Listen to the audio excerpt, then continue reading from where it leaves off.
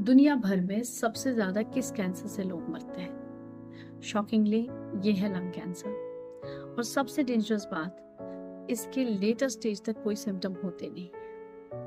आज इस वीडियो में हम समझेंगे कि लंग कैंसर इतना कॉमन क्यों है, अर्ली स्टेज में इसको कैसे कैच किया जाए और इसका स्क्रीनिंग का प्रॉपर तरीका कौन सा है। अगर आप एक स्मोकर हैं या आप स्मोकर के साथ कांटेक्ट में हैं तो ये वीडियो आपके लिए लाइफ सेविंग हो सकता है।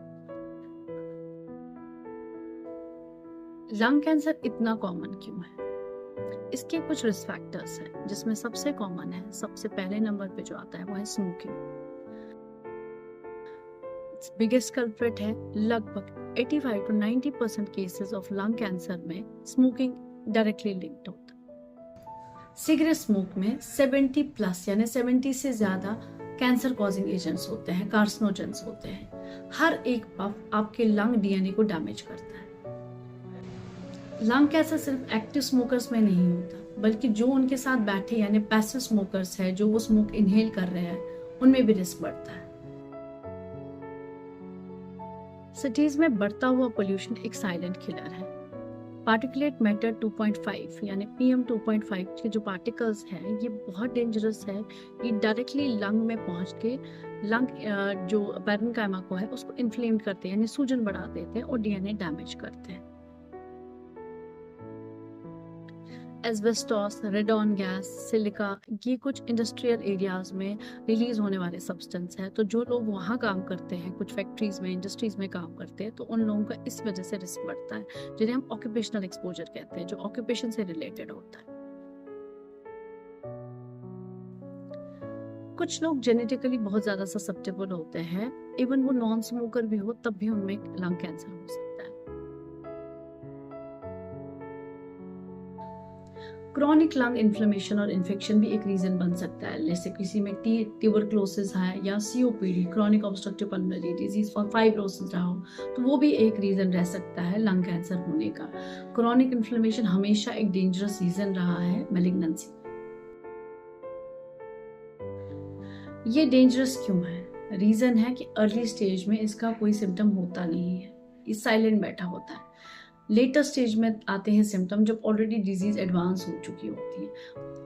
मोस्ट कॉमन सिम्टम परसिस्टेंट का खांसी आती रहती है। दूसरा, उस थूक में खून आने लगता है, यानी हेमोप्टाइसिस हो जाता है। पेशेंट को वेट लॉस होने लगता है, वजन कम हुआ, चलते चलते या बैठे बैठे सांस फूलने लगती है। और यही रीजन है कि सिम्टम्स लेट आते हैं और सर्वाइवल खुद ब खुद कम हो जाता है। अर्ली डिटेक्शन के लिए गेम चेंजर रहा है स्क्रीनिंग। स्क्रीनिंग के लिए सबसे इंपॉर्टेंट टूल है, जो गोल्ड स्टैंडर्ड है, that is low dose CT scan. इसमें ईयरली करवाना है उन लोगों में जो हाई रिस्क रखते हैं। हाई रिस्क कौन है? जो 50 से ऑनवर्ड्स एज है उनमें, और जिनकी स्मोकिंग हिस्ट्री रही है, जो 20 पैक ईयर से ज्यादा ले चुके हैं, या जो वो अभी करंट स्मोकर हैं और पिछले 15 सालों में क्विट कर चुके हैं, वो हाई रिस्क ग्रुप आता है। उनमें लो डोज CT करवाना है। अब सवाल आता है कि मैंने जी एक्सरे कराया, एक्सरे सेंसिटिव नहीं है, वो अर्ली स्टेज में डिजीज कैच नहीं कर सकता, इसीलिए एक्सरे पे रिलाई ना करें, लो डोज CT ईयरली करवाएं। स्क्रीनिंग या सिम्टम्स के बाद अगर डाउट रहे तो आगे क्या करें? स्टेप बाय स्टेप अप्रोच है। स्टेप 1 कि अगर स्क्रीनिंग में हमें डाउट लग रहा है या पेशेंट को सिम्टम्स वैसे आ रहे हैं, तो CT चेस्ट और PET CT स्कैन, जो स्टेजिंग में हेल्प करेगा। दूसरा, बायोप्सी।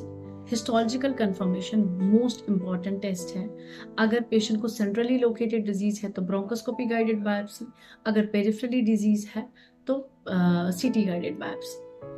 इससे दो चीजें मिलेंगी, एक तो हमें हिस्टोलॉजिकल कंफर्म हो जाएगा कौन सा टाइप का डिजीज है। ये स्मॉल सेल है, जो मोस्ट कॉमन वेरिएंट्स है उसमें small cell and non small cell होते हैं, और इसके बायोमार्कर्स मिल जाएंगे, जिसमें मोर देन 10 मार्कर्स होते हैं जो बहुत कॉमन यूज होते हैं, लाइक EGFR, ALK, ROS और HER2, PD-L1।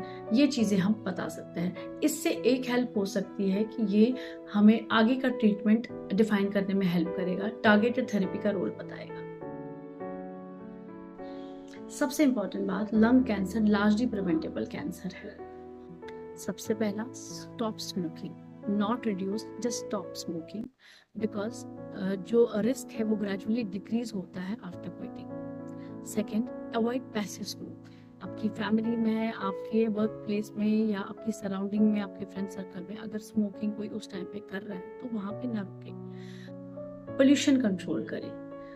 अगर आप पोल्यूटेड एरिया में हैं तो मास्क पहने और अपने इंडोर एयर क्वालिटी को इम्प्रूव करें। और healthy lifestyle, diet rich in antioxidants लें और रेगुलर एक्सरसाइज करें।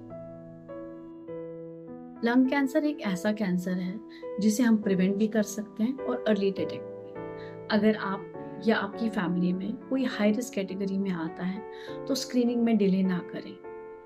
ये एक सिंपल सीटी है जो आपकी लाइफ बचा सकता है। Thank you.